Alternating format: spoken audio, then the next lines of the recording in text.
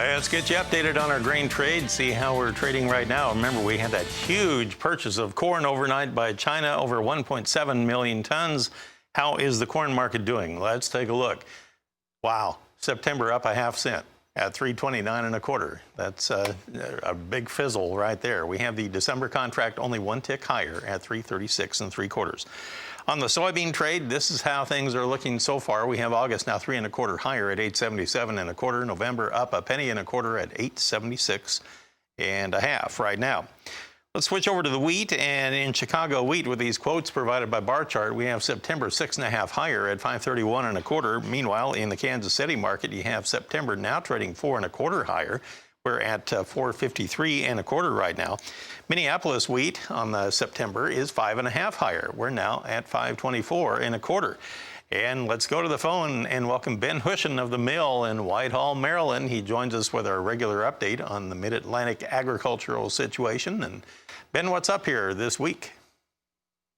Good morning, Marlin. Well, we continue to have some scattered showers that are currently carrying the crop. We sure could use, and it hadn't been 95 like I just heard you talking while I was on hold, but we sure could use a good soaking rain if Tim Ross would just send one our way. All right, so what are the farmers up to right now? Are they doing wheat harvest? What are they doing as far as activities right now?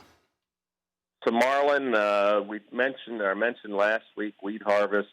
We kind of moved from barley into wheat.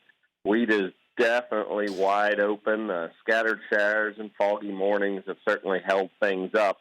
The report so far, very good quality wheat.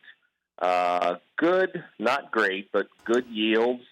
And Marlin, it's one of those times of year we kind of pause once in a while and try to remind our farmers that they are not growing wheat, but they're actually growing food. We learned a little fun fact here a few years ago. In the Northeast, 50% of Pepperidge Farms goldfish crackers, 50% of the ones that they make in the U.S. are made in Pennsylvania.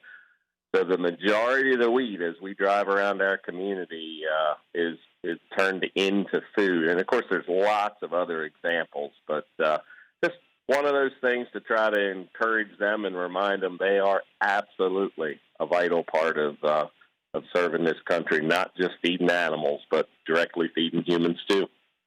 Boy, judging by the video, that is one tremendous looking crop. What kind of yields are they getting on that?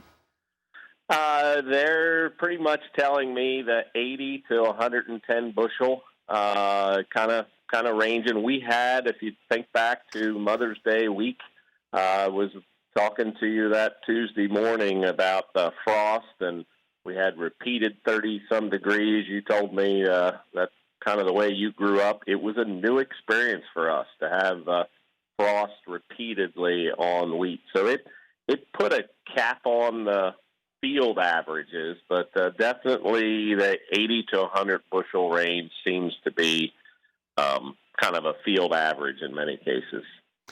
Wow, that's amazing stuff. Thank you for the update, Ben. Always good to hear from you, and really appreciate those videos that you shared from the fields out in that area. Ben Hushon of the Mill in Whitehall, Maryland, with a look at agriculture in the Mid-Atlantic region this week. We'll pause right here. We'll be back with a look at our livestock trade right after this. Come on back.